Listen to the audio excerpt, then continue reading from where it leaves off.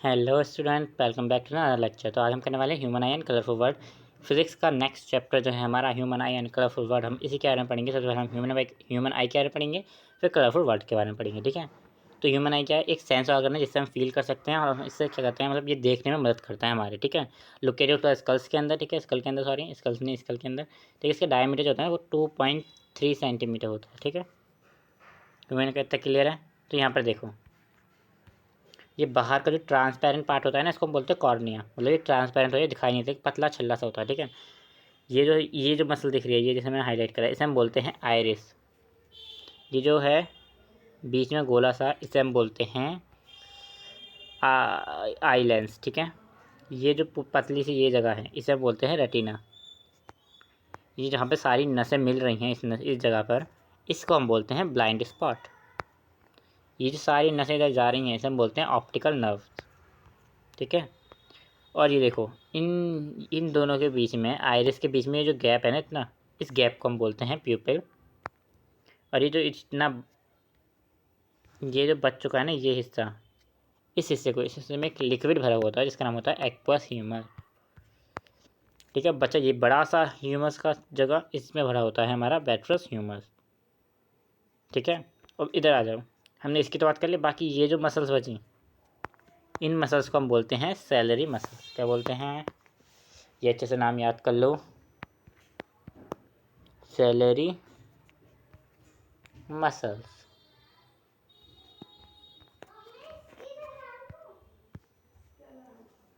ठीक है,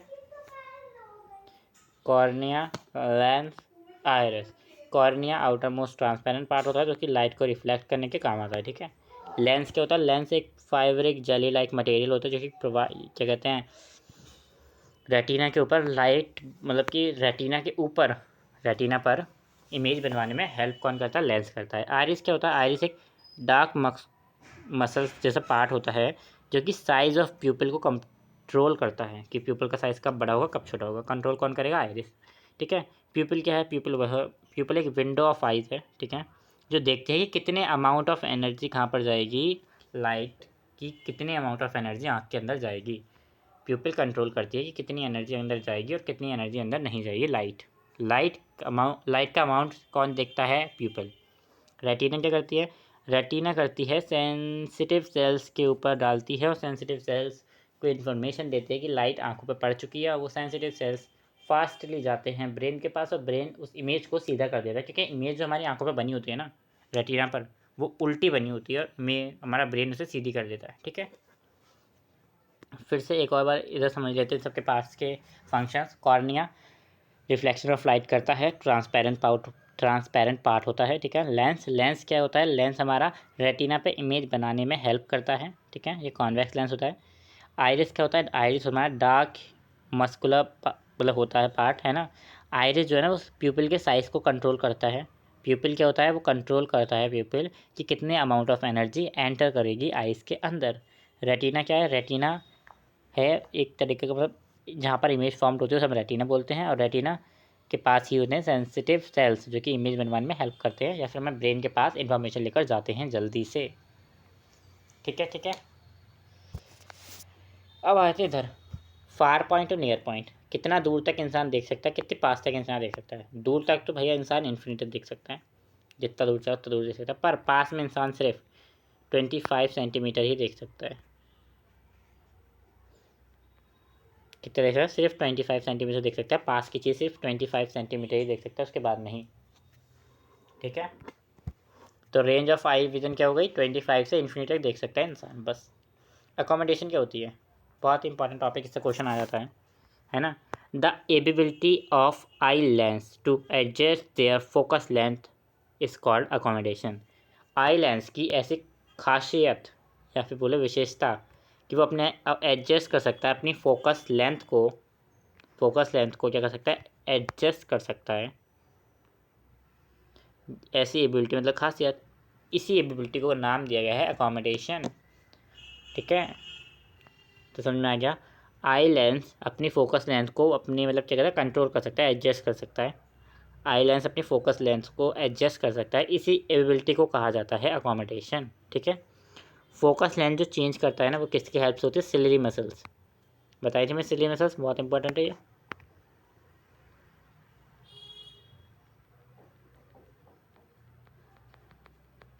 ठीक है, ये रही सिलियरी मसल्स, ब्रैकेट में डाल दिया मैंने इन्हें। ये आइरिस है, बाकी सारे सिलियरी मसल्स हैं।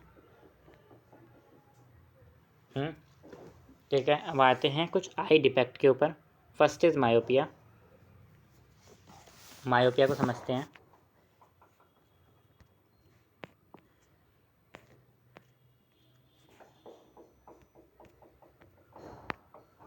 ये एक तरह क्या है? डिफेक्ट है,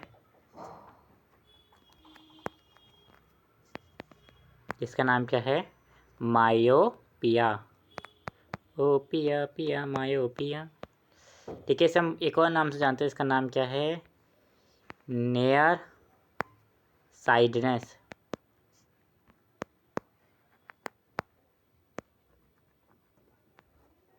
नियर साइडनेस, इसमें हम जो क्या कहते हैं, जिसमें कोई भी person near object clearly see नहीं कर पाता।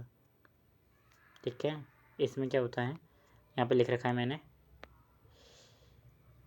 Can't see object clearly but can't see distance object clearly. जिसमें मतलब है पास का ऑब्जेक्ट देख लेता है पर दूर का ऑब्जेक्ट नहीं दिखता, उसको हम मायोपिया बोलते हैं। साफ साफ बात है।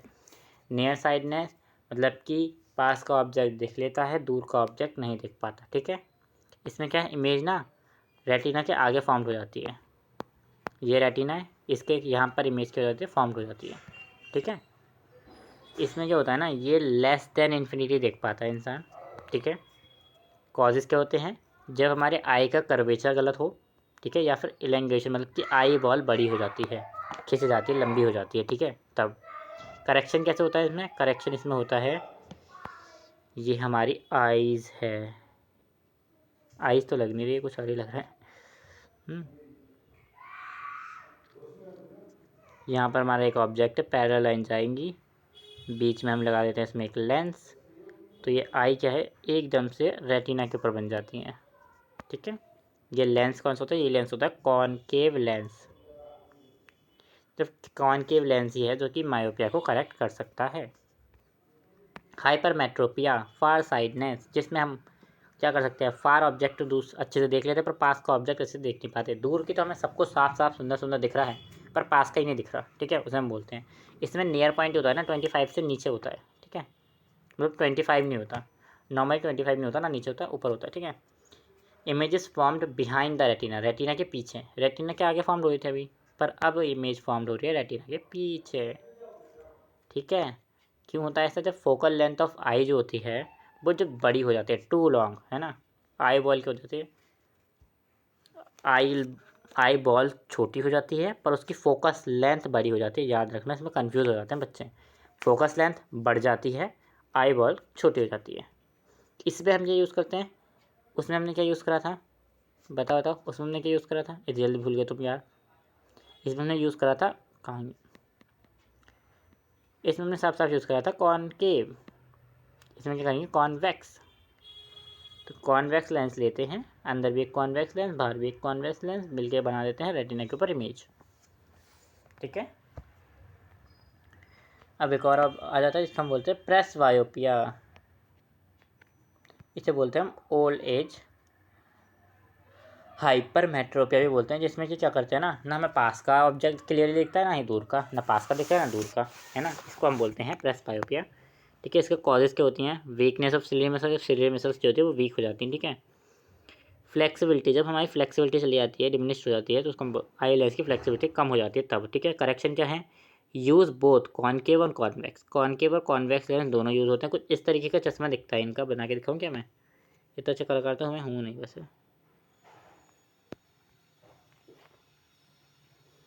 इस तरीके का, इस तरीके का दिखता है कुछ चश्मा इनका, है ना। Sometimes a people may be suffer from the both myopia and hypermetropia. ठीक है, तब ये होता है, such people require be focus, we lens of correction, advantage of eye. ठीक है, इतना समझ में आ गया। इसके में तुम्हारे वो नहीं दिया कि भाई क्या कहते हैं, इन सब में दिया था कि करेक्शन कैसे होता है, पर इसमें करेक्शन नहीं दिया है।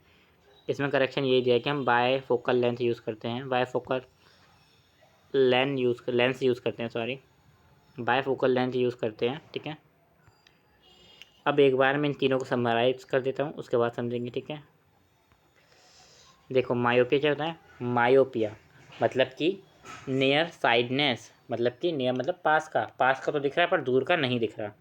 इसमें हम क्या यूज़ करते हैं, इसमें कॉनकेव लेंस यूज़ करते हैं। ठीक है, इसमें कॉनकेव लेंस यूज़ करते हैं। क्यों होता है, क्योंकि हमारी आई बॉल का कर्वेचर अच्छा नहीं होता और आई बॉल लॉन्ग हो जाती है। ठीक है, नेक्स्ट इज हाइपरमेट्रोपिया। हाइपरमेट्रोपिया में दूर का तो अच्छे से दिख रहा है पर पास का नहीं दिखता। ठीक है, पास का नहीं दिखता। ठीक है, क्यों नहीं दिखता, इमेज रेटिना से पहले बन जाती है, सॉरी रेटिना से बाद में बनती है।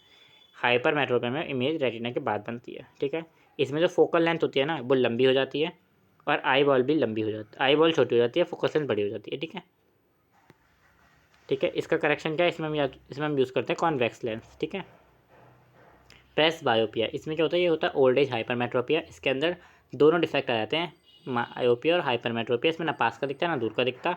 इसको सही करने का तरीका है बायफोकल लेंस यूज़ करना। Advantage of I front of the face, face के आगे हाइस है, सबका क्या है, हम देखो तीनों तरह के व्यू ले सकते हैं, हमारे पास में आइए तो है ना। हम कोई भी ऑब्जेक्ट देख सकते हैं, ऑब्जेक्ट की क्वालिटी इन्हेंस कर सकते हैं और हम बहुत ज़्यादा एरिया देख सकते हैं, बहुत ब्रॉड एरिया देख सकते हैं। ये इसकी खासियत है, बस इतना समझ जाओ। ठीक है, अब आते हैं कलरफुल वर्ड के ऊपर आ रहे हैं। Dispersion of light in glass prism. देखो एक ऐसा phenomena, prism dispersion of light मतलब कि जब एक वाइट लाइट पास कर जाती है ग्लास के प्रिज्म से और वो 7 कलर्स के अंदर टूट जाती है, उसको हम बोलते हैं डिस्पर्जन। ठीक है, ये था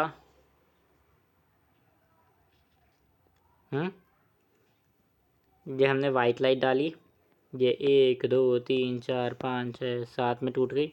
7 कलर में, 7 कलर को याद करने का तरीका विवग्योर है।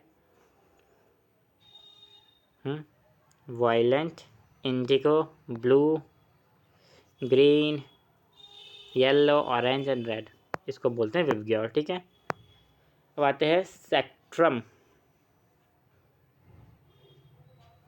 जब ये 7 कलर से मिलकर सब वाइट लाइट बनती है तो उसको हम क्या बोलते हैं, स्पेक्ट्रम, क्रम। ठीक है,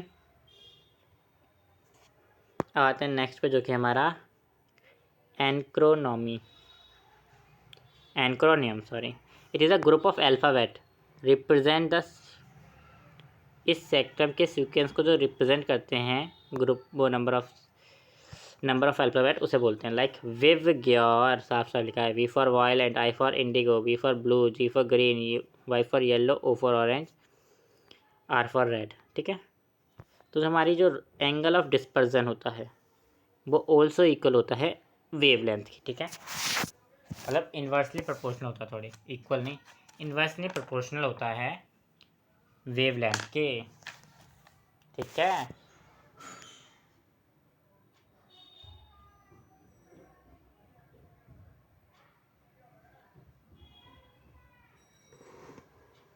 ठीक है, देखो जो हमारा रेड होता है ना उसकी सबसे लेस्ट डाइवर्सिटी होती है, वो सबसे कम फैलता है लाल कलर। वायलेंट की मोस्ट डाइवर्सिटी होती है, सबसे ज़्यादा कलर की वेवलेंथ किसकी सबसे ज़्यादा होती है, सबसे ज़्यादा वेवलेंथ होती है रेड की और सबसे कम होती है ऑरेंज की। ठीक है, वो सॉरी वायलेट की, सॉरी है ना। अब इधर आते हैं,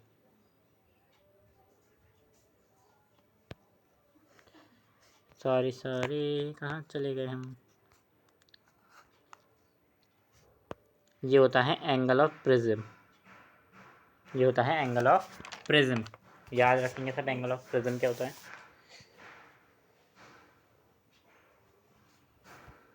ठीक है, ये आपके लिए मैंने कुछ इंपॉर्टेंट क्वेश्चन भी ऊपर देख रखे हैं। ठीक है, प्रिज्म का एंगल समझ में आ गया। प्रिज्म क्या होता है, एक ट्राइंगल फॉर्म का बेस होता है। ठीक है, जो ट्राइंगल होता है सरफेस में उसे हम बोलते हैं प्रिज्म। ट्राइंगल की 3D सरफेस एरिया एक तरह से ये समझ लो। ठीक है, ठीक है, ठीक है, तक क्लियर है? ठीक है, एक बार बना के भी देख लेते हैं क्लियर है क्या नहीं।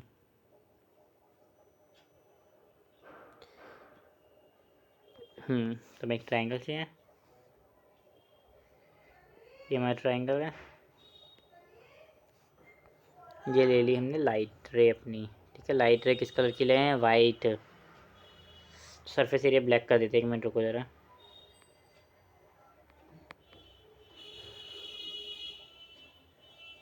डन। ठीक है,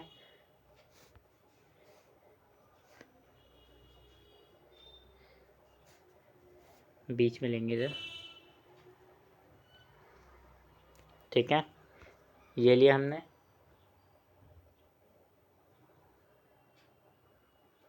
हमने ली वाइट लाइट लेंगे अब हम। ठीक है, याद रखना वाइट लाइट मारते हैं। ये लाइट हमने वाइट लाइट मार दी है। ठीक है, तैयार है सब? वाइट लाइट लग चुकी है। उसके बाद क्या होगा? उसके बाद होगी लाइट रिफ्लेक्टेड। ठीक है, अभी रुको, अब मैं एंगल के नाम दे दूँ क्या? इतनी जल्दी क्या हो गया? देखो, ये वाइट लाइट आई क्या? ये लिख देते हैं, लिख देते हैं, लिख देते हैं। वाइट लाइट,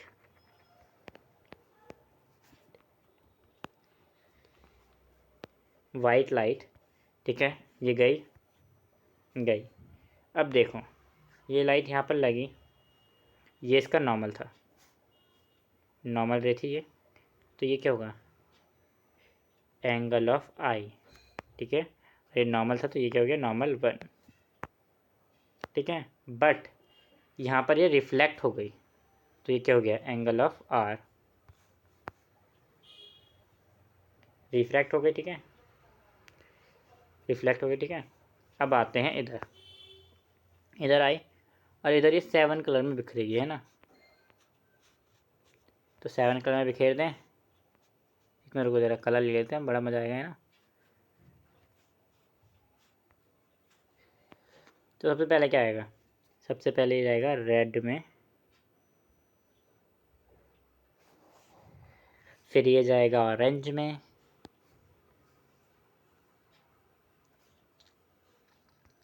देन फिर ये जाएगी येलो में, देन फिर ये जाएगी ग्रीन में,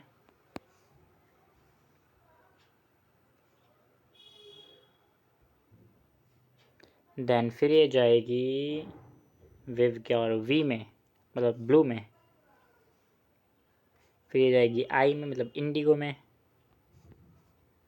आई थिंक इस तरीके का कलर होता है ना इंडिगो का। फिर जाएगी वायलेट में। ठीक है,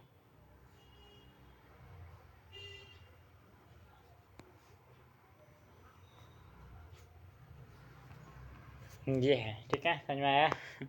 आया, समझ में आया? ठीक है, अब आते हैं इधर। एक और ट्रायंगल लिया हमने, ये हमारे हमने एक लाइट रे। ठीक है, ये लाइट रे इधर गई, फिर ये लाइट रे इधर गई,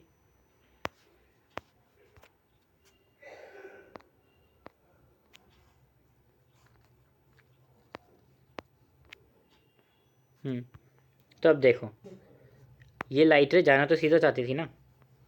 इमेजिन करके चलेंगे, हाइपोथेटिकल कंडीशंस को लेके चलते हैं। ठीक है, ये लाइट रे चाहती थी सीधा जाना,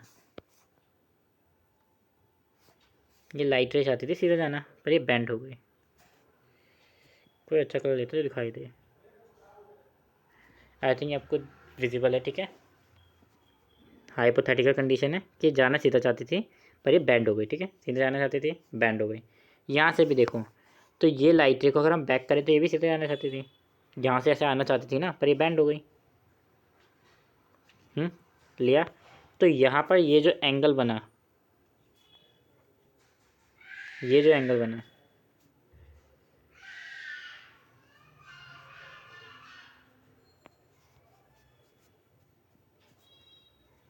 ये जो एंगल बना, ये इस एंगल को बोलते हैं एंगल ऑफ डाइवर्शन। ठीक है, ये नॉर्मल 2 हो गया, N2, N1, ये एंगल R, ये एंगल I, ठीक है। ये एंगल ऑफ प्रिज्म बना देते हैं यहाँ पर, ये एंगल ऑफ प्रिज्म हो गया, प्रिज्म। और ये एंगल ऑफ ई हो गया, एंगल ई हो गया ये, ठीक है। अभी एंगल ई क्या होता है कमेंट में ज़रूर बता दे जाना, ठीक है। डिस्पर्जन ऑफ लाइट समझ लिया हमने, सबको समझ लिया हमने, ठीक है, सबको समझ लिया, मिल लिया हमने, ठीक है। अब आते हैं नेक्स्ट टॉपिक पे। देखो यही सब यहाँ पर लिखा हुआ है, angle of derivation, emergent ray, angle E. देखो तो पता मिल गया, इमरजेंट एंगल, एंगल ई क्या होता है मैं तुमसे पूछ रहा था, बताओ तुम्हें तो ये दिख गया क्या, इमरजेंट एंगल, ठीक है। ये देखो तो मैं सबको दे रखा है, ये angle, angle of depression, normal, ठीक है, इमरजेंट रे, इंसिडेंट रे, सब लिखा हुआ है, सब कुछ मिला हुआ लिख गया है। ये भी देखो, इमरजेंट रे और रिफ्लेक्टेड रे के बीच, इंसिडेंट रे के बीच में जो एंगल बनता है उसको हम एंगल ऑफ डेविएशन बोलते हैं। अब आते हैं एक लॉ, जिसका लॉ का नाम है, न्यूटन ने दिया था ये लॉ भी, ठीक है। इसका नाम है रिकॉम्बिनेशन ऑफ डिस्पर्जन। ये क्या कहता है, जैसे कि आपने लिए 2 ट्रायंगल, ये कहता है कि आपने लिए 2 ट्रायंगल, इसमें उल्टे ट्रायंगल नहीं ले सकते।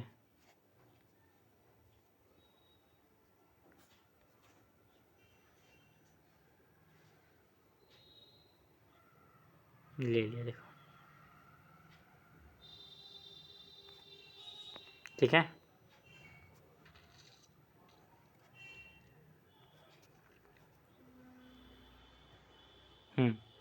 तो देखो ये कहता है जब भी कोई एक वाइट लाइट आएगी इसके ऊपर, जब भी वाइट लाइट आएगी,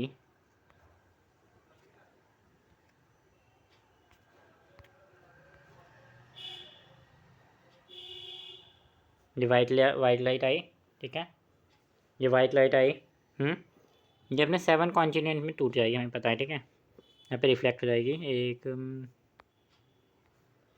एकम, दोम, तीनम, चारम, पाँचम, छठम, सतम, ठीक है, 7 में से टूट जाएगी, यहाँ से ये बाहर जाएंगे ऐसे, है ना। बट ये 7 लाइट है, यहाँ पर आकर बाद में फिर अगर से हम दूसरे प्रिज्म में छोड़ देंगे इस तरीके से, तो बाद में फिर एक वाइट लाइट बन जाएगी और वाइट लाइट बनकर ही बाहर जाएगी, ठीक है, ठीक है, ठीक है, ठीक है, ठीक है। तो समझ में आ गया सबको, इतना सबको समझ में आ चुका है। यहाँ से अगर हम कोई वाइट लाइट छोड़ेंगे एक प्रिज्म के अंदर, तो वो टूट तो जाएगी बीच में उसका डिस्पर्जन तो हो जाएगा, बट वो बाद में अगर वो दूसरे ट्रायंगल के अंदर जाएगी, दूसरे प्रिज्म को अगर हम उल्टा रख देंगे, तो वो बाद में क्या हो जाएगा, रिकम्पोजिशन ऑफ लाइट हो जाएगा, रिकम्बिनेशन ऑफ लाइट हो जाएगा, ठीक है।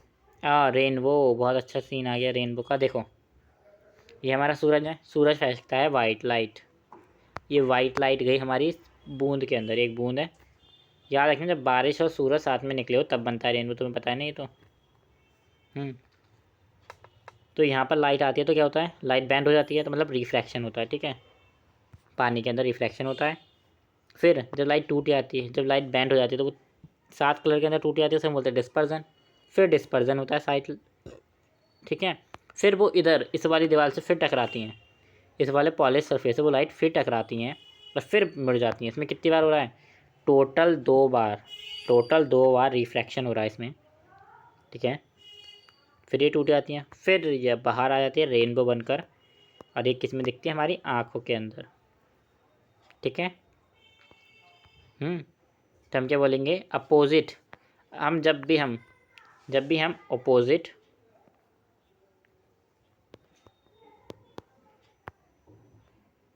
अपोजिट खड़े होते हैं,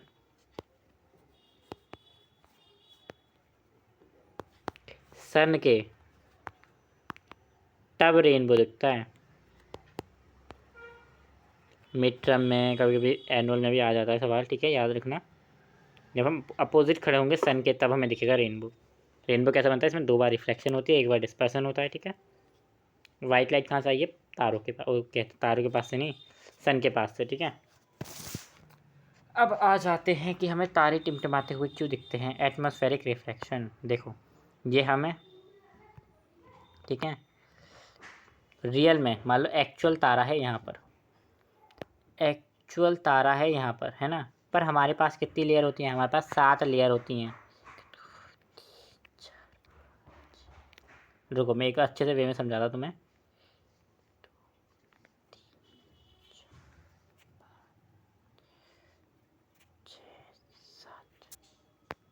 और यहाँ पर है हमारा एक्चुअल स्टार।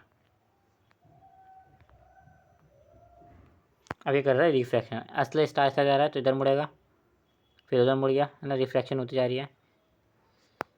असली स्टार तो ऐसा रिफ्रैक्टर फेंक लेगा, ठीक है, फेंकेगा, पर नहीं, इसकी लाइट इधर आई, इधर से बैंड हुई इधर आई, इधर से बैंड हुई इधर आई, इधर से बैंड हुई इधर आई, इधर से बैंड हुई इधर आई, इधर से बैंड हुई इधर आई।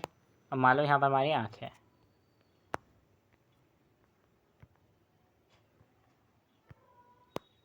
ये हमारी आँख में चली गई, और हमें क्या लगेगा, हमें क्या लगेगा कि ये जो तारा फॉर्म हो रहा है वो यहाँ पर लग रहा है। हमें लगेगा कि हमारा जो तारा है वो यहाँ पर है,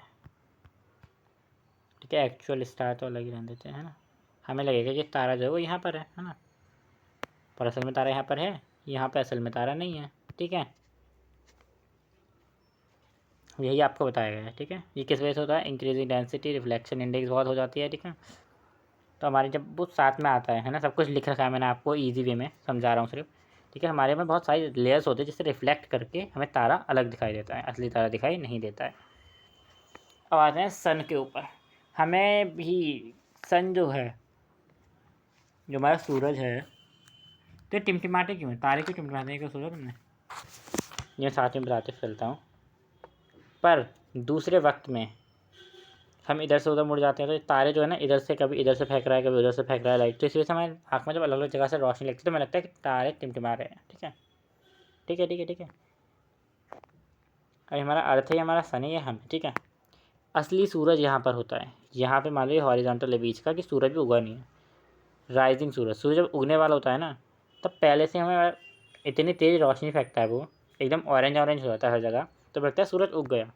पर अभी सूरज उगा नहीं है, हम सोचते हैं कि वो रहा, देखो वहाँ पे दिख रहा है और रोशनी वहाँ पर ज़्यादा दिख रही है, तो हमें लगता है कि भाई सूरज उग गया, नहीं, सूरज नहीं होगा, अनफॉर्चुनेटली सूरज नहीं होगा। रियल सन 12 PM पर उगता है, ठीक है। इतना समझ में आ रहा है, मैं सही समझा रहा हूँ। और जब सूरज डूबने वाला था तब भी बहुत तेज़ ऐसे लगता है, तो हमें लगता है कि सूरज भी डूबा नहीं है, पर सूरज पहले ही सेटिंग हो चुकी होती है सूरज की, तो ठीक है। Scattering of effect, scattering effect, जब लाइट जो होती है वेरियस कॉलॉइडल पार्टिकल से टकराती है, उसी को हम बोलते हैं टिंडल इफेक्ट। ये सब आपके लिए मैंने कुछ क्वेश्चन रख रखे हैं, मेन बात पाएंगे। ये है हमारा एक बॉक्स, ठीक है, इसके अंदर बहुत सारे क्या होते हैं, पार्टिकल्स होते हैं, क्लास 9 में हम पढ़ के आए टिंडल इफेक्ट के बारे में, ठीक है। और हमने यहाँ से रोशनी फेंकी, तो वो रोशनी इधर उधर डाइवर्ट होकर हमें सीधा दिखती है, पर किसी किसी सोल्यूशन में नहीं दिखती, इसी सोल्यूशन को बोलते हैं टिंडल इफेक्ट, ठीक है। The light passing through a colloid solution pass feasible, जब हम कॉलॉइड सोल्यूशन के पास में लाइट मारते हैं तो हमें दिखता है, तो उसी को हम बोलते हैं टिंडल इफेक्ट।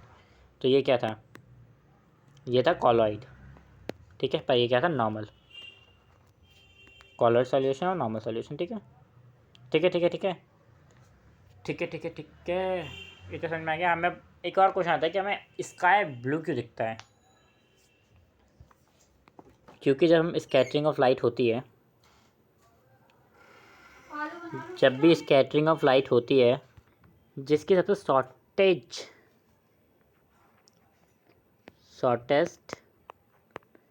शॉर्टेस्ट वेवलेंथ होती है ना, वो ज़्यादा स्कैट करता है, ज़्यादा फैलता है। तो हमारे में, रुको ज़रा,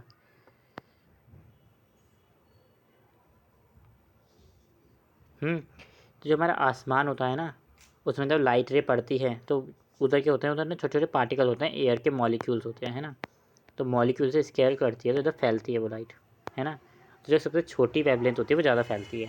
तो सबसे छोटी वेवलेंथ किसकी होती है? स्काई ब्लू, वो ब्लू की होती है, ठीक है। इस वजह से ब्लू हमें दिखाई देता है, स्काई क्यों ब्लू दिखाई देता है, इसी वजह से दिखाई देता है, ठीक है। इसी वजह से ब्लू दिखाई देता है हमें स्काई।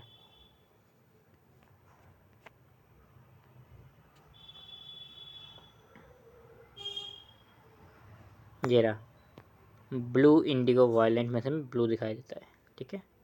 लाइट ब्लू दिखाई देता है इसी वजह से हमें, ठीक है।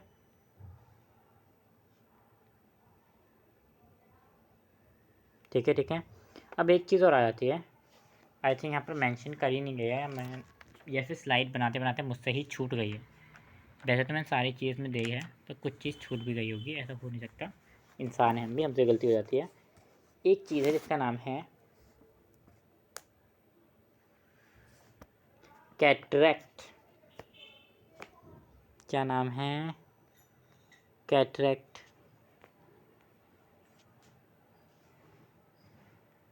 बिल्कुल 2 टाइम चाहिए, 2 मिनट चाहिए मैं तुम्हारे। मैंने पीडीएफ के अंदर मेंशन कर रखी है, आई थिंक, जहाँ तक मुझे याद है, मैं तो समझा देता हूँ। कैट रैक्ट, जिसको हम बोलते हैं मोतियाबिंद। मोतियाबिंद, इसमें जो हो जाता है ना, हमारी आई का जो लेंस होता है, आई लेंस, वो क्लाउडी हो जाता है। कैसा हो जाता है? क्लाउडी हो जाता है। उसकी मेम्ब्रेन पे प्रोटीन की एक लेयर जमने स्टार्ट हो जाती है। ये क्या हो जाता है? ये हो जाता है क्लाउडी।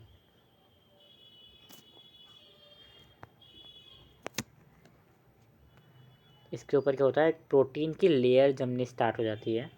इसको हटाने का सिर्फ एक ही मेथड है, जिसका नाम क्या है? Surgical method. कब? जिसमें आर्टिफिशियल लेंस लगा देते हैं आपको, नॉर्मल लेंस निकाल देते हैं आपकी आंखों से। ठीक है, ठीक है, ठीक है, ठीक है। तो समझ में आ गया? सारे कॉन्सेप्ट्स क्लियर हैं आप सभी को? मैंने जितना बताया वो सब क्लियर है? क्लियर है, क्लियर है। ठीक है, तो थैंक यू फॉर वॉचिंग। ठीक है, ये नोट्स आपको डिस्क्रिप्शन बॉक्स में मिल जाएंगे, डिस्क्रिप्शन बॉक्स में मिल जाएंगे। Thank you for watching. Take care, bye bye.